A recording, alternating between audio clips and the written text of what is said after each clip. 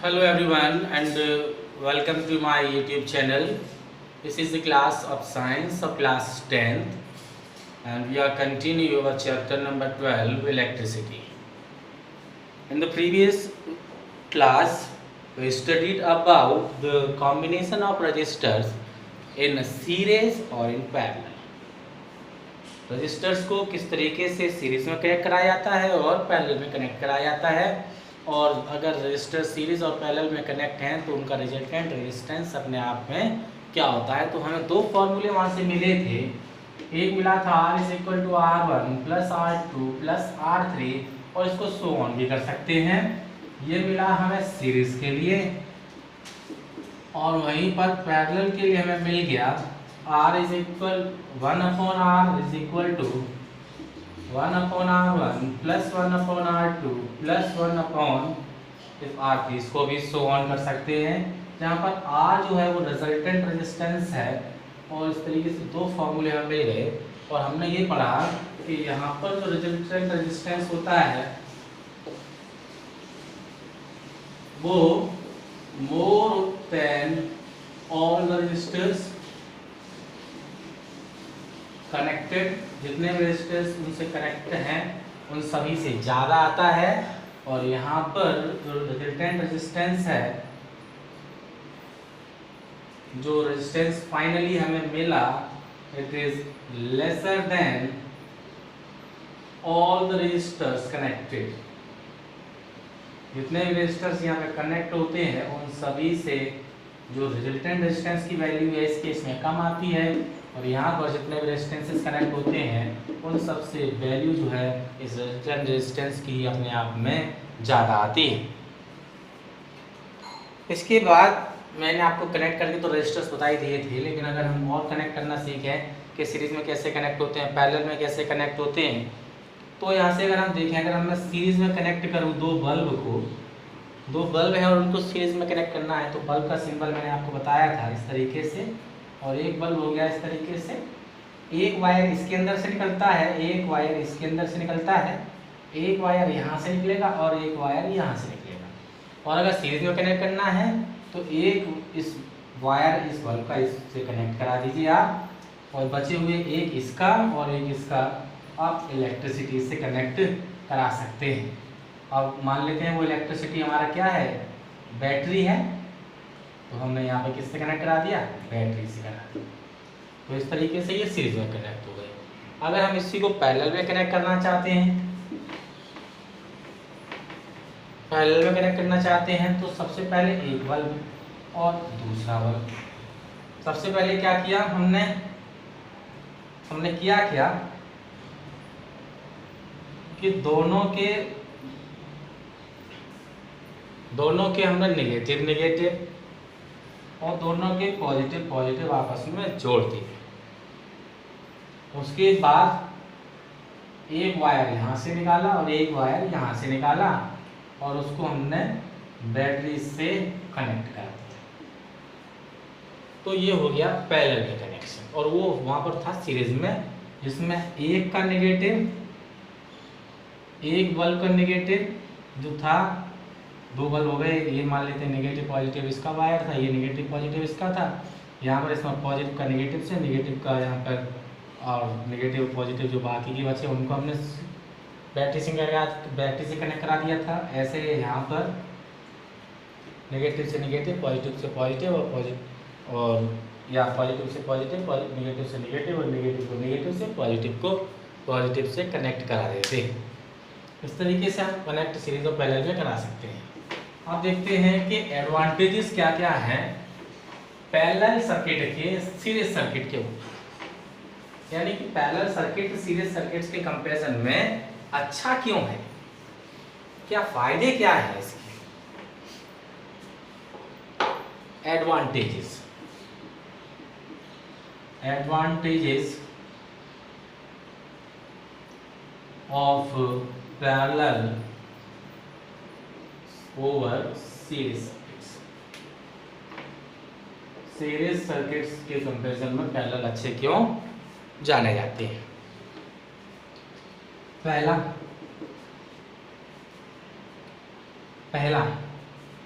When one component fails, the circuit is broken and none of the component work.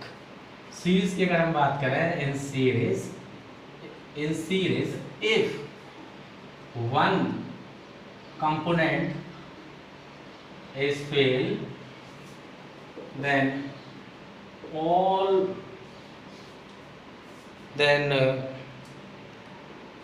the components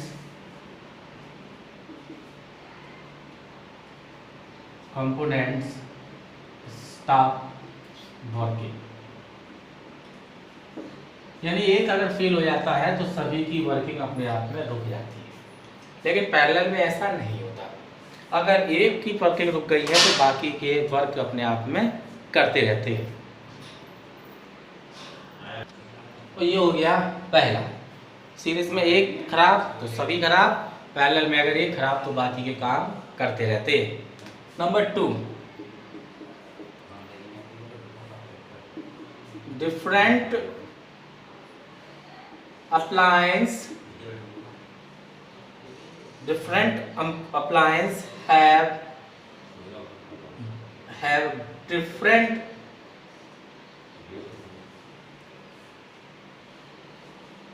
need of current. अलग अलग appliances की जो current की आवश्यकता होती है वो अपने आप में अलग अलग होती है।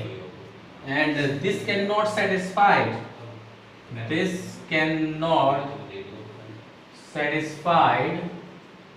इन सीरीज, और सीरीज में इसको सेटिस्फाइड नहीं कराया जा सकता है।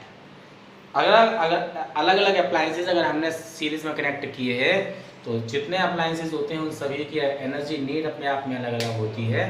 तो सीरीज के अंदर एक ही तरीके का करंट फ्लो होता है, लेकिन जो वर्क अप्लायंसेस लगे हैं उनको सबको अलग अलग चाहिए। एक को 1 एम्पियर, एक को 3 एम्पियर, एक को 5 एम्पियर चाहिए, लेकिन सीरीज सर्किट के अंदर बह रहा है केवल 3 एम्पियर का ही current.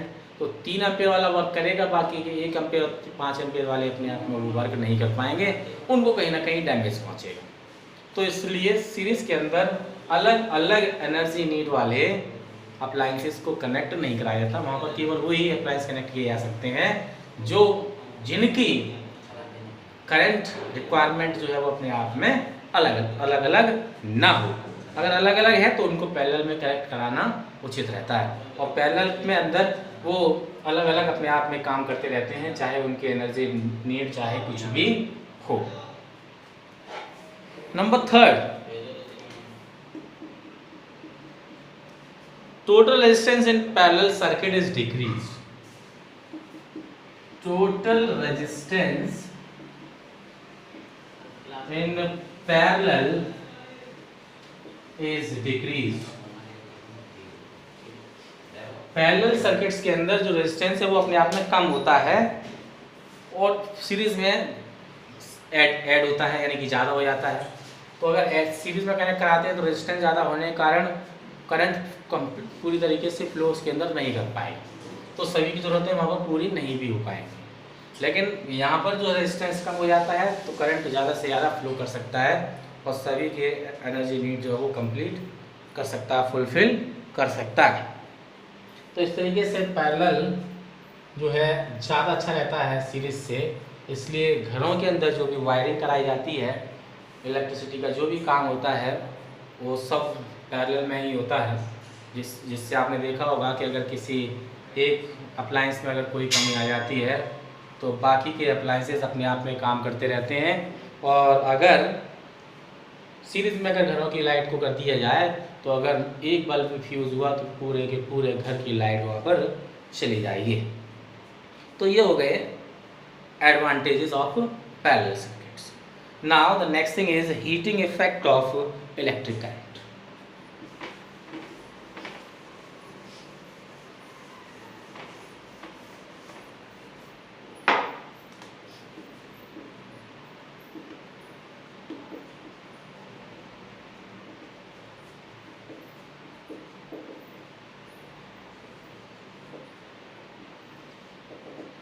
Heating effect of electric current. If an electric circuit is purely resistive, if an electric circuit is purely resistive, यानी कि एक इलेक्ट्रिक सर्किट है और उसके अंदर रेजिस्टेंस अपने आप में बहुत ज़्यादा है, प्योरली रेजिस्टिव है, यानी कि करंट को अपने अंदर से फ्लो होने से काफ़ी वो अपने आप में रोक रहा है। The source of energy continually get dissipated entirely in the form of heat. Then जो एनर्जी सोर्स है, source of energy continually get changed in the form of heat। कहने का क्या मतलब है कि अगर सर्किट के अंदर रेजिस्टेंस ज़्यादा है तो अपने अंदर से वो करंट को फ्लो नहीं होने देगा, और अगर करंट फ्लो नहीं होगा तो करंट जो है वो लगातार हीट एनर्जी की फॉर्म में कन्वर्ट होता रहता है। हीट एनर्जी की फॉर्म में लगातार वो कन्वर्ट होता रहता है और वो सर्किट को पूरी तरीके से गर्म बना देता है, और इसी को heating effect of electric current के नाम से जानते हैं। ये सब में देखने को मिलता है, कहीं पर रेजिस्टेंस बहुत ज़्यादा हो जाता है, कहीं पर कम। जैसे पंखे चलते रहते हैं और ज़्यादा लगातार चलते रहने के कारण उसके अंदर भी कहीं ना कुछ रेजिस्टेंस मौजूद होता है, जिसके कारण लगातार चलते रहने के कारण वो अपने आप में क्या गर्म पड़ जाता है। क्यों पड़ रहा है? क्योंकि कुछ जो है लाइट एनर्जी है, जो करंट है वो उसको वर्क करा रहा है, और बाकी का जो रेजिस्टेंसेस के द्वारा रोका जा रहा है वो जो एनर्जी है लगातार हीट एनर्जी की फॉर्म में कन्वर्ट हो रही है और उस पंखे को गर्म करने के लिए वहाँ पर इस्तेमाल हो रही है। तो इस तरीके से लगातार जो इलेक्ट्रिकल एनर्जी है वो हीट एनर्जी की फॉर्म में कन्वर्ट होती रहती है। अगर इलेक्ट्रिक सर्किट जो प्योरली रेजिस्टिव है तो यानी कि रेजिस्टेंस उसका अपने आप में बहुत ज़्यादा है और अपने अंदर से करंट को पास होने ही नहीं दे रहा है। जो हीटर वगैरह के जो एलिमेंट आते हैं, फिलामेंट वगैरह जो आते हैं, उन सबका रेजिस्टेंस अपने आप में बहुत ज़्यादा होता है, वो उसको वहाँ से करंट को पास नहीं होने देते, और करंट जब पास नहीं होता है तो वो करंट जो है लगातार हीट एनर्जी की फॉर्म में कन्वर्ट होता रहता है और इतना गर्म हो जाता है कि वो रेड हॉट हो जाते हैं और अपने अंदर से लाइट इमिट करने लगते हैं। बल्ब को जलता हुआ आपने देखा है, हीटर आपने देखे होंगे, उनका जो एलिमेंट होता है एकदम चमकने लगता है। It is because of that energy which is produced by this effect, यानी कि हीटिंग इफेक्ट के कारण वो ही वहाँ पर प्रोड्यूस हो पाती है, और वो एनर्जी लगातार हीट एनर्जी की फॉर्म में कन्वर्ट होकर उसको इतना गर्म कर देती है कि वो अपने अंदर से लाइट इमिट करने लगते हैं, प्रकाश उत्पन्न करने लगते हैं। यहाँ पर अगर हम जाने तो जो एनर्जी वहाँ पर प्रोड्यूस हो रही है वो कितनी होगी? It is P into T, P into T, यानी हीट एनर्जी की बात कर रहे हैं। ये जो E है इसको हम H भी कह सकते हैं। यहाँ पर E is equal to P into T, कितना, या ये कहें कि एनर्जी, हीट एनर्जी और energy is always equal to the work done. तो कितना काम किया जा रहा है, जितनी पावर वहाँ पर कंज्यूम किया गया और कितने समय के लिए कंज्यूम किया गया, अगर हम इसके प्रोडक्ट को पता कर देते हैं तो एनर्जी कंज्यूम निकल के आ जाती है, कितनी एनर्जी कंज्यूम की गई है, यानी कि कितना वर्क जो है वहाँ पर किया गया है। यहाँ से अगर H को दोबारा निकाला जाए और हमने एक फॉर्मूला पढ़ा है P is equal to V I, ये वी आई इसमें हम लगा देते हैं तो यह आ जाएगा वी आई इंटू टी, छोटा या बड़ा जैसा भी बना सकते हैं, is equal to V I T. Temperature को हम बना लेते हैं कैपिटल में, करंट तो हमारा होता ही है स्मॉल में, हमने पहले बताया आपको। तो H is equal to V I T हो गया। इसके बाद हमारे पास V is equal to I R formula होता है which is from the Ohm's law. Ohm's law ने हमें ये फॉर्मूला दिया है V is equal to I R. तो इस V की जगह हम आई आर लगा देंगे, तो I इंटू आर, और I पहले से है यहाँ, तो इस तरीके से हमें एक फॉर्मूला मिल जाएगा I स्क्वायर आर टी। तो heat energy consumed is equal to I square R T. तो कितना हीट प्रोड्यूस हुआ है वहाँ पर, वो हो गया आपका आई स्क्वायर आर टी। और इसी को हम एक तरीके से जूल्स लॉ ऑफ हीटिंग के नाम से भी जानते हैं। अब जूल्स लॉ ऑफ हीटिंग को अगर हम दोबारा से अगर समझना चाहें शब्दों में, जूल्स लॉ ऑफ हीटिंग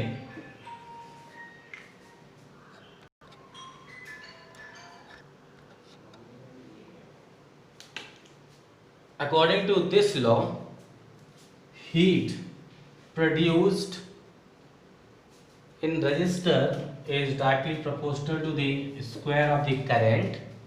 ये पहला नियम हो गया। According to the Joule's law of heating, the heat energy is produced in resistors is directly proportional to the I square।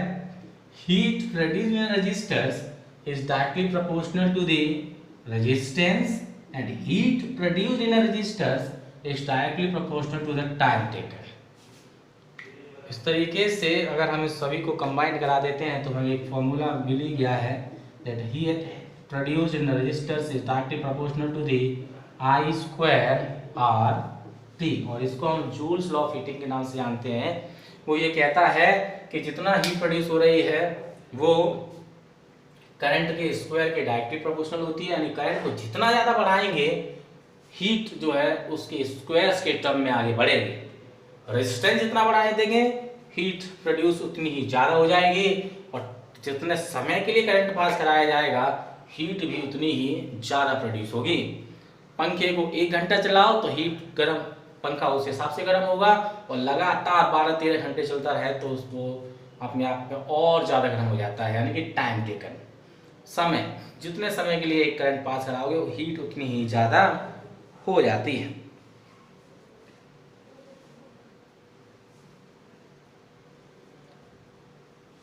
Heating effect desirable in devices like electric heater, electric iron, electric bulb, electric fuse etcetera. ये process जो है, एक तरीके का जो नियम है, कहाँ कहाँ पर लगता है और कहाँ कहाँ पर इसके एप्लीकेशंस हैं। तो वहाँ पर अगर हम बात करें तो इलेक्ट्रिक हीटर हमारे पास है, इलेक्ट्रिक आयरन है, बल्ब है, फ्यूज है, उन सभी में यही नियम अपने आप में लगता है, heating effect of electric current. Now the next question arises, filament of electric bulb is made up of tungsten. Electric bulb का जो फिलामेंट है वो टंगस्टन का बनाया जाता है, क्यों? तो अगर हम इसके बारे में बात करें, then we can say that filament of electric bulb is made up of tungsten. It is because of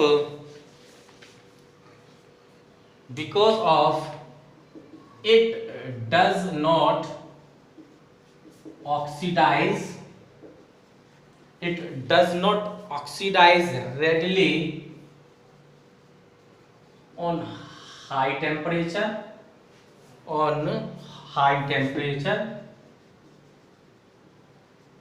जल्द से जल्द ऑक्सीडाइज नहीं होता, and it has high melting point.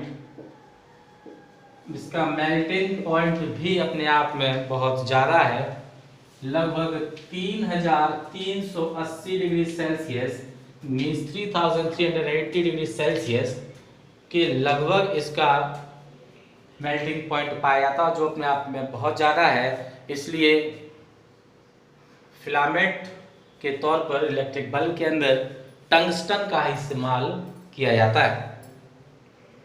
इसके अंदर एक इनएक्टिव गैस भरी जाती है, नाइट्रोजन और आर्गन, जो कि उस फिलामेंट की उम्र को लगातार बनाए रखती है। यानी कि अगर लॉन्ग लाइफ चाहिए अगर फिलामेंट को, तो उसके अंदर ये इनएक्टिव गैसेस भरी जाती हैं, जिससे कि वो जल्द से जल्द ऑक्सीडाइज ना हो, खराब ना हो, वगैरह वगैरह। उसके लिए उसके अंदर ये नाइट्रोजन और आर्गन गैस को उस बल्ब के अंदर फिल किया जाता है। आगे हम बात करते हैं इलेक्ट्रिक फ्यूज की। इलेक्ट्रिक फ्यूज, अब इसके बारे में कहें तो ये कह सकते हैं, it is a safety device. ऐसा कह सकते हैं कि ये अपने आप में क्या है, सेफ्टी डिवाइसेस हैं that protect our electrical appliances, that protect our electrical devices, जो हमारे घर में लगी हुई इलेक्ट्रिकल डिवाइसेस को प्रोटेक्ट करता है in case of short circuit से बचाता है, और ओवरलोडिंग या करंट ज़्यादा फ्लो होने लगे उस केस में भी ये हमारे इलेक्ट्रिकल डिवाइसेस को भी बचाता है और साथ साथ हमें भी बचाता है, क्योंकि हम ही उनका इस्तेमाल करते हैं। और अगर इन्हें नुकसान पहुंच रहा होगा तो इनके कांटेक्ट में अगर हम भी किसी तरीके से आ जाएंगे तो हमें भी नुकसान पहुंचा सकता है। इसलिए ओवरलोडिंग और शॉर्ट सर्किटिंग के केस में जो बचाने, इन दोनों चीज़ों से बचाने का जो काम है वो इलेक्ट्रिक फ्यूज का होता है। अब ये it is made up of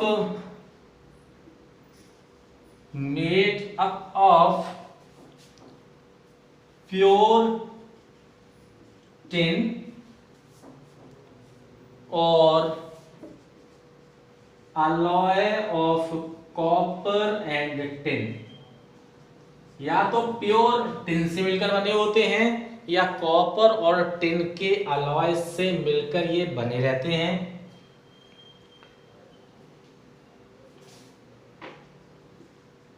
always connected in series with live wire. Live wire के साथ हमेशा सीरीज में कनेक्ट कराए जाते हैं। फ्यूज है लो मेल्टिंग पॉइंट। इनका जो मेल्टिंग पॉइंट है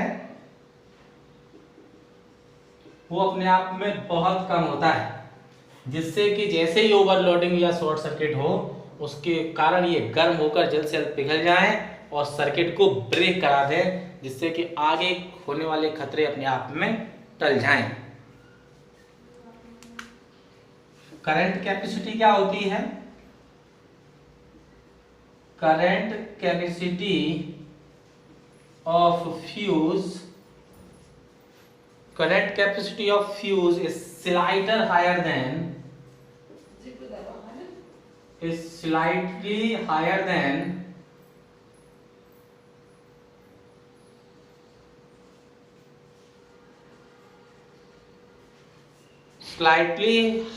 than that of the appliance। Appliance जो उसके अंदर इस्तेमाल किया जा रहा है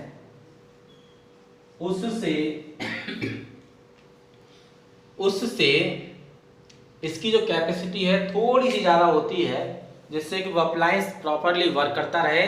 लेकिन अगर उस कैपेसिटी से अगर ज़्यादा हो जाता है तो उस केस में ये इलेक्ट्रिक फ्यूज अपने आप में मेल्ट हो जाते हैं।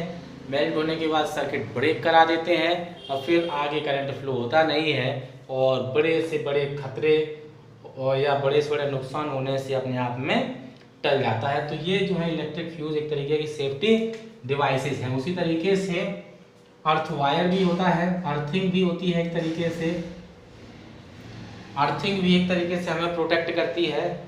और इसमें होता क्या है, जितना भी करंट जो है ज़्यादा फ्लो करने लगता है तो एक वायर सीधे अर्थ से कनेक्ट कराया जाता है और उस जैसे ही पूरे सर्किट में ज़्यादा करंट फ्लो होने लगे या इलेक्ट्रिक कंप्लायंसेस के अंदर करंट फ्लो ज़्यादा फ्लो होने लगे, उसकी मेटलिक बॉडी हो और उस मेटलिक बॉडी पर करंट फ्लो करने लगे, तो उस केस में ये वो पूरा का पूरा जो करंट है वो अर्थ हो जाता है, यानी कि ज़मीन के अंदर चला जाता है, जिससे किसी भी तरीके का शॉक लगने से एक ऑर्गेनिज्म जो है, एक इंसान जो है वो अपने आप में बच जाता है।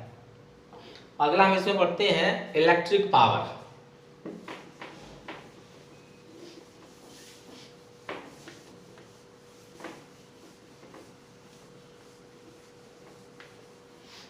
इलेक्ट्रिक पावर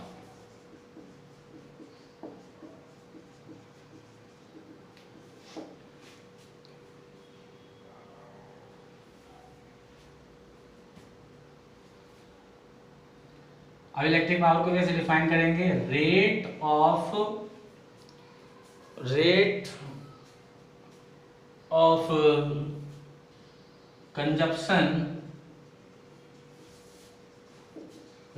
कंजप्शन ऑफ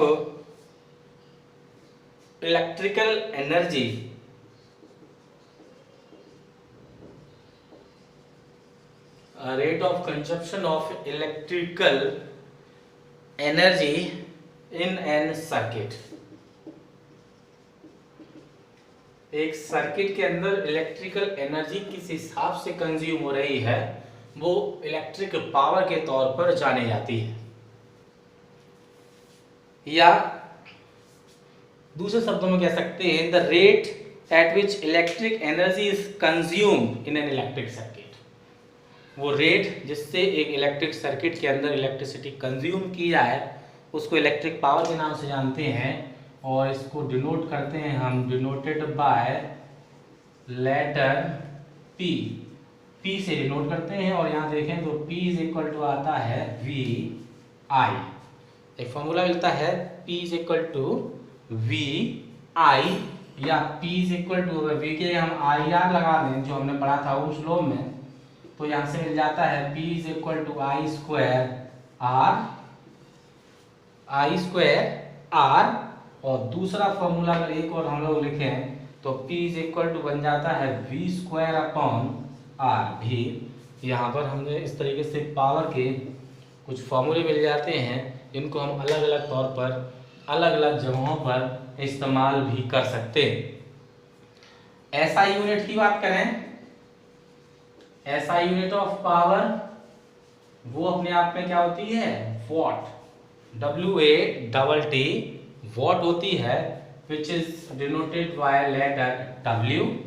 इसको W से रिप्रेजेंट कराया जाता है। अब 1 वॉट इज इक्वल टू क्या होता है? 1 watt is equal to 1 volt into 1 ampere. 1 volt electric potential या 1 वोल्ट पोटेंशियल डिफरेंस वाले सर्किट में अगर 1 एम्पियर का करंट फ्लो होता है तो उसके अंदर जो कंजप्शन रेट है या जो पावर कंज्यूम की जा रही है that is equal to 1 watt. Commercial unit, अगर हम कॉमर्शियल यूनिट की बात करते हैं तो वो होती है kWh, kilowatt hours. Kilowatt hours के नाम से जाना जाता है इसको। कॉमर्शियल यूनिट है किलोवाट आवर्स के नाम से जाना जाता है, और 1 किलोवाट आवर में 3.6 into 10 to the power 6 joule मौजूद होते हैं।